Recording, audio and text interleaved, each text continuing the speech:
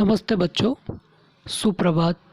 मैं मेवाड़ा मनोज दीप दर्शन विद्या संकुल से हिंदी विषय अध्यापक। आज हम पढ़ेंगे कक्षा 9 हिंदी साहित्य स्पर्श भाग 1 पाठ 4 वैज्ञानिक चेतना के वाहक चंद्रशेखर वेंकट रामन। आप देख सकते हैं कक्षा 9 हिंदी साहित्य स्पर्श भाग 1 पाठ 4 वैज्ञानिक चेतना के वाहक चंद्रशेखर वेंकट रामन। हमारे इस पाठ के लेखक जो है वो निरंजन मालवीय जी हैं। जैसा कि हमने पूर्व में कहा, हमारा पाठ 4 वैज्ञानिक चेतना के वाहक चंद्रशेखर वेंकट रामन के लेखक जो है वो निरंजन मालवीय जी हैं। और निरंजन मालवीय जी का जन्म बिहार के नालंदा जिले के डूमरावा गांव में 9 मार्च 1952 को हुआ था। ये एमएससी, बीए और एलएलबी इन्होंने की है और आकाशवाणी और दूरदर्शन से ये जुड़े हुए हैं। वैज्ञानिक जानकारी को लोगों तक पहुंचाने के काम में ये जुटे हुए हैं। आकाशवाणी, बीबीसी जो लंदन में कार्य करने के दौरान मालवीय रेडियो विज्ञान पत्रिका जिसका नाम है विज्ञान का संपादन और प्रसारण करते रहे। ये हुआ हमारे पाठ के लेखक का परिचय। अब हम चलेंगे हमारे पाठ की ओर। तो हमारा पाठ है वैज्ञानिक चेतना के वाहक चंद्रशेखर वेंकट रामन। तो अब हम चलते हैं हमारे पाठ की ओर। अब हम चल रहे हैं हमारे पाठ की ओर। तो पेड़ से सेब गिरते हुए तो लोग सदियों से देखते आ रहे हैं। यानी कि पेड़ से जो सेब गिर रहा है, जो फल गिर रहा है, वो तो लोग हमेशा देखते आ रहे हैं। मगर गिरने के पीछे रहस्य क्या है, यह न्यूटन से पहले कोई समझ नहीं पाया था। यानी कि पेड़ से फल तो गिर रहे हैं, ये सबको पता था, लेकिन वो क्यों गिर रहे हैं, उसके पीछे कारण क्या है, ये न्यूटन से पहले कोई नहीं जानता था। सिर्फ जानते थे तो ये कि पेड़ से फल गिरते हैं। ठीक उसी प्रकार विराट समुद्र की नीलवर्णीय आभा को भी असंख्य लोग आदिकाल से देखते आ रहे थे। मगर इस आभा पर पड़े रहस्य के पर्दे को हटाने के लिए हमारे समक्ष उपस्थित हुए सर चंद्रशेखर वेंकट रामन। बात सन 1921 की है, 1921 की, जब रामन समुद्री यात्रा कर रहे थे। समुद्र से वो यात्रा कर रहे थे। कब कर रहे थे? 1921 के अंदर 1921 को जहाज के डेक पर खड़े होकर नीले समुद्र को निहारना। जहाज के डेक पर खड़े हो गए और नीले समुद्र को देख रहे थे, निहार रहे थे। प्रकृति प्रेम रामन को अच्छा लगता था और इस प्रकार से समुद्र को निहारना रामन जी को बहुत ही पसंद था, बहुत ही अच्छा लगता था। वे समुद्र की नीली आभा में घंटों खोए रहते थे। यानी कि उस समुद्र की जो नीली चमकीली आभा है, चमक है, उसको देखने में वो खो जाते थे कई घंटे तक। लेकिन रामन केवल भावुक प्रकृति प्रेमी ही नहीं थे। वो केवल भावुक प्रवृत्ति की ही नहीं थे वो, अपितु उनके अंदर एक वैज्ञानिक की जिज्ञासा भी उतनी ही सशक्त थी। यानी कि वैज्ञानिक चेतना भी बहुत ही मजबूत थी। यही जिज्ञासा उनसे सवाल कर बैठी, आखिर समुद्र का रंग नीला क्यों होता है।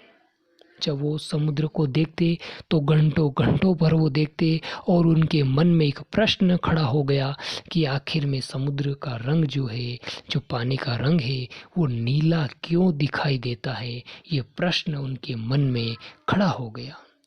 कुछ और क्यों नहीं, आखिर दूसरा रंग भी तो हो सकता था, लेकिन सिर्फ नीला ही क्यों। जब उनके मन में ये प्रश्न खड़ा हुआ कि आखिर समुद्र का रंग नीला क्यों होता है, कोई और रंग क्यों नहीं, सवाल का जवाब ढूंढने में लग गए। तब रामन जी उस सवाल के उस प्रश्न का जवाब ढूंढने में वो जुट गए। जवाब ढूंढते ही वे विश्वविख्यात बन गए और जब उनको इस प्रश्न का जवाब मिला तो पूरे विश्व में वो प्रसिद्ध हो गए, फेमस हो गए। रामन का जन्म 7 नवंबर सन 1888 को तमिलनाडु के तिरुचिरापल्ली नगर में हुआ था। कब हुआ था जन्म? 7 नवंबर 1888 को, यानी कि 1888 को तमिलनाडु के तिरुचिरापल्ली नामक नगर के अंदर इनका जन्म हुआ था और इनके पिता विशाखापट्टनम में गणित और भौतिकी के शिक्षक थे, यानी कि वो गणित और भौतिकी के टीचर थे, शिक्षक थे। पिता इन्हें बचपन से गणित और भौतिकी पढ़ाते थे। जब वो शिक्षक गणित और भौतिकी के थे तो बचपन में वो रामन जी को गणित और भौतिकी पढ़ाया करते थे। इसमें कोई अतिशयोक्ति नहीं होगी कि जिन दो विषयों के ज्ञान ने उन्हें जगत प्रसिद्ध बनाया, उनकी सशक्त नींव उनके पिता ने ही तैयार की थी। इसमें कोई अतिशयोक्ति नहीं है, कोई बढ़ा चढ़ा करके बात नहीं की गई है कि जब उनके पिता शिक्षक थे गणित और भौतिकी के तो इसकी नींव भी उनके पिता ने ही डाली है। कॉलेज की पढ़ाई उन्होंने पहले ABN कॉलेज तिरुचिरापल्ली से और फिर प्रेसिडेंसी कॉलेज मद्रास से की। BA और MA दोनों ही परीक्षाओं में उन्होंने काफ़ी ऊंचे अंक हासिल किए, यानी कि उनकी जो प्रोग्रेस थी, जो उन्नति थी, वो काफ़ी अच्छी थी।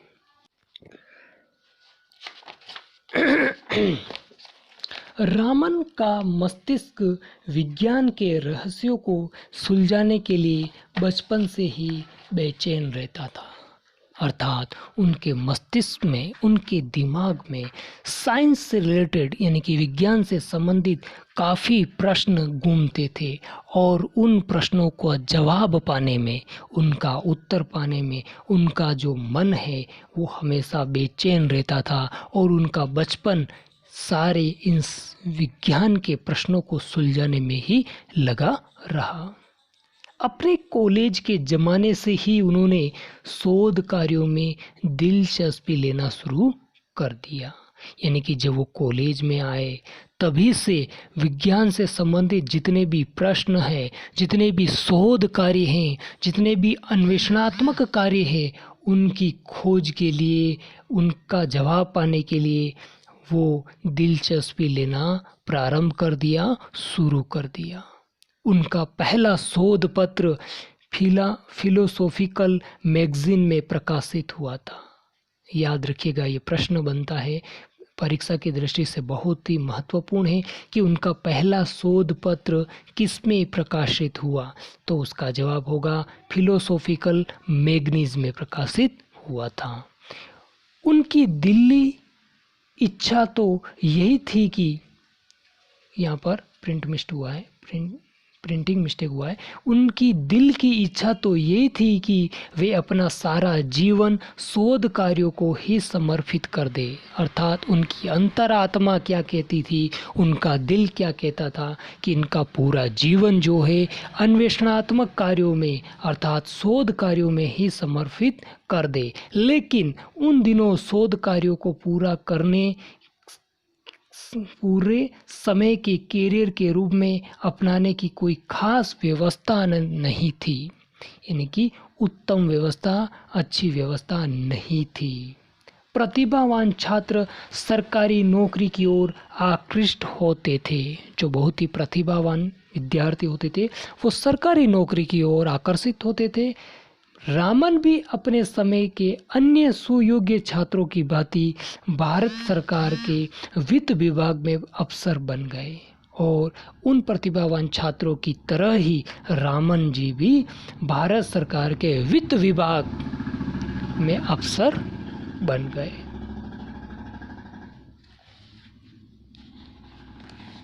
उनकी तैनाती कलकत्ता में हुई और जब वो अफसर बन गए तो उनकी पोस्टिंग कहाँ हुई थी? कलकत्ता के अंदर हुई थी। तो आज का हमारा वीडियो यहीं तक, और अगला वीडियो हम इस पार्ट के आगे का जो शेष भाग है वो हम अगले वीडियो में पढ़ेंगे। तब तक के लिए धन्यवाद।